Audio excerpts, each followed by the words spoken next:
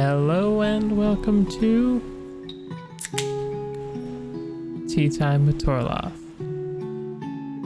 This evening's tea is actually a monster dragon tea. Yerba mate. I don't have time to get all gussied up and on the camera, so we're doing it live. Today, I want to talk about unrealistic expectations for games and next gen. This video was inspired by Pokemon Sword and Shield and everyone going crazy on Twitter who doesn't understand video game development when they saw the Pokemon Snap trailer. So, without further ado, as we move into next gen, I hear more and more promises of no limits. I would like to take some time here to talk about the current limits to consoles and games that are employed to make up for the weak CPUs of these current hardware, and the tricks developers use to make games feel more seamless. The CPUs powering the PS4 and the Xbox are very weak. Talking about raw clock speed alone will never give you the full picture, and yes, the Series X and PS5 CPUs are about 2 GHz faster than the base console, but they're also 4 times as efficient. So it's a massive grade in CPU speed. A faster CPU will let you load games faster and play at higher frame rates, and should and could enable smaller file sizes. But that's enough talk about hardware. Let's get into the tricks that developers are using to get games running on your systems you're playing right now. Dynamic resolution scaling, or DRS. Dynamic resolution scaling is something that most Switch ports need to run at a stable level of frame rate at any time. A lot of super popular games use these to run on base consoles, and again, the Switch. Like Doom Eternal makes literal use of this technique. And oh my god, the PC port gives you so many good options. You can run it like 50%, you can adjust the ratios. Essentially what it does is it limits the vertical rendering, but not really the horizontal. So the game will always be the same width, but it won't always be as high. Speaking of Doom Eternal, I have no idea how they're going to get that running on the Switch. Like, the first game's unplayable for me on Switch. The low FOV, I think it's like 75 or 80 degrees and 30 FPS, but I digress. Checkerboard rendering. Checkerboard rendering is something that Sony came up with, where essentially the GPU renders in a grid-like pattern, like a checkerboard, and then the next frame is the opposite checkerboard. It lets the GPU punch way above its weight class to make an image. And honestly, the results are fantastic. I can't think of another reconstruction technique. I don't know if that's even... I consider image reconstruction technique that is quite as fantastic and gives quite as good results. Dumbing it down a lot to explain this, it's a very advanced technique. It's hard to explain. Upscaling. Breath of the Wild and Super Mario Odyssey, that both run at 900p and were upscaled to 1080p. That's not a huge jump, but that's also what was done with early PS4 and Xbox One games. But at the beginning of the PS4 and Xbox One era, there were games like The Order 1886 and The Evil Within that just used black bars to essentially get the same level of less rendered space, but way worse presentation-wise. Variable rate shading, or VRS for short. VRS is a simple idea where what you're looking at on the screen, it'll focus more shader cores to shade the center of the screen where you're more likely to be looking than the edges. So the detail won't be as crisp on your left or your right on background objects, essentially. It is a very cool piece of technology, not utilized a lot on current gen hardware, but a big part of next gen hardware. AMD has demoed it on real hardware, the 5700 and the 5700 XT, and we'll see how that works in the future. Let's talk about some of the bad things that you might have noticed that games do now.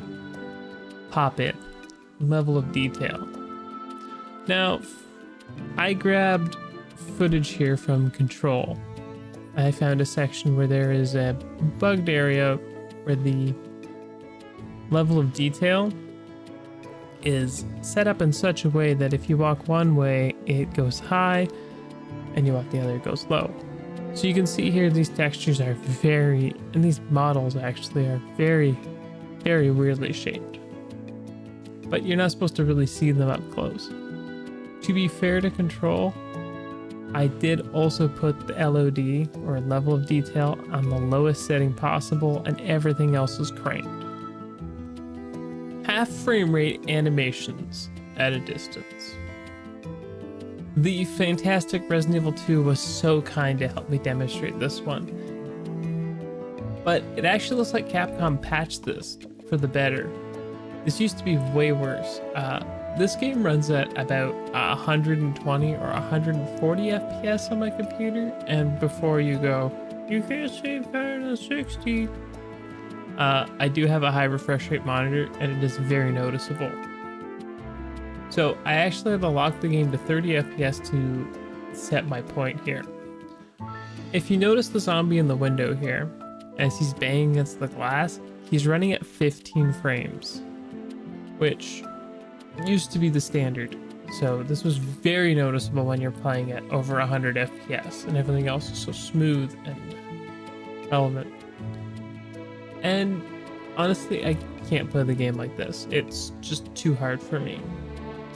But I'm just gonna go play this some more. And 3 hours later. Loading screens, the old faithful. And the worst example is probably one of my favorite games, Cyber Dimension Neptune 4 Goddesses Online. Even the PC version, playing on an SSD, has over a minute to load the game on boot up, but requires no loading between levels. It's kind of weird. Long hallways and elevator rides. These are hidden loading screens. Again, Jedi Fallen Order has them, Final Fantasy VII Remake, and I kind of touched on these with regular loading screens with the shimmy hallways and the long hallways. Another very fun one, Dishonored 2 does this, video playback. I find that playing Dishonored 2 on my PC, I am way ahead of the thing and could skip the video, but because I've never played the game before, I want to hear what the characters have to say about what's going to happen next. This one's new to me, and it's bloated file sizes caused by redundant data. You ever wonder why The Last of Us 2 and Final Fantasy VII Remake are over 100 gigs? Well, this is why. From my understanding, to avoid the hard drive from seeking, they're stored in multiple places on the drive. This is also a side effect of no data compression due to the weak CPUs of current gen hardware. So I'm very curious how the quest for faster load times will result in more or less file bloat, or just clever ways to hide the loading. Now, I'm not a game developer, so I don't know exactly how all this new tech will help, but what I can tell you is more RAM and a faster CPU usually make games run faster and load faster. But there are games that will always load slow. Some of my older games with 32-bit clients, always load slow, regardless of what I do. Okay, that was a list of things I found and things I've noticed over the years. The ways developers try and hide or deal with slower consoles. Because consoles usually are way slower than PC counterparts. This is going to be the only time where I think a lot of people with computers are going to go, maybe I should get a new console. Because these are some crazy designs here. Let's get into that. Starting with the Series X. Now the Series X has an interesting RAM configuration. So there's 10 gigs at 560 gigabytes per second, and another 6 gigs at 336 gigabytes per second. So I would assume how you'd want to program that is you'd want to use the slower 6 gigs to store things that don't change very often. Player models, game data, maybe textures that are very common, and items that are always persistent throughout the world, like a lamp, rocks, whatever. And then leave the far faster memory for rapidly changing data. Or to make that quick resume technique we've seen that I am very, very, very, very interested in. Especially since apparently they're trying to make it come to Windows. That could be cool. Now, Sony, on the other hand, has opted for a very different setup. So all their RAM is running at 448 gigabytes per second. But they have a custom SSD with much faster bandwidth that apparently is wired a certain way into the CPU so it can be almost used as RAM. I think this feature will give PS5 the edge later in the generation. Think about it this way. When the PS3 launched and the Xbox 360, those games were running off the disc for the most part. There were a few games like Metal Gear Solid 4 where you had to install the game in chunks. But otherwise they're running entirely off of the disc.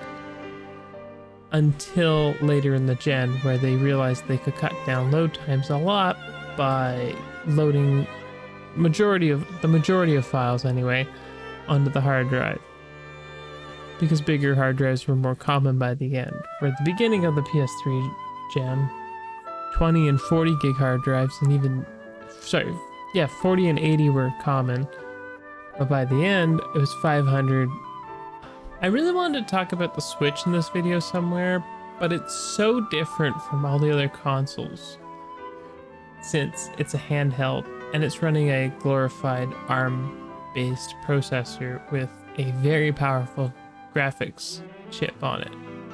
Honestly, I am surprised at what developers can get to run on the little Tegra-based console that could. Do I think Pokemon Sword and Shield could have looked better? Yes. Do I think it could have looked as good as what we've seen from Pokemon Snap? Definitely not. But unfortunately, that's going to have to wait for another video because I am deep into this recording. I didn't really want to do the video entirely this way, but I'm getting evicted for reasons and I have to find a new place. Unfortunately, the scope of this video is going to be way more limited, and I apologize for that, but I have to look after my family first. But that's going to do it for me this week. Come back next week for something even more wonko, and still no camera because that's getting packed up along with everything else. So until then, mata de.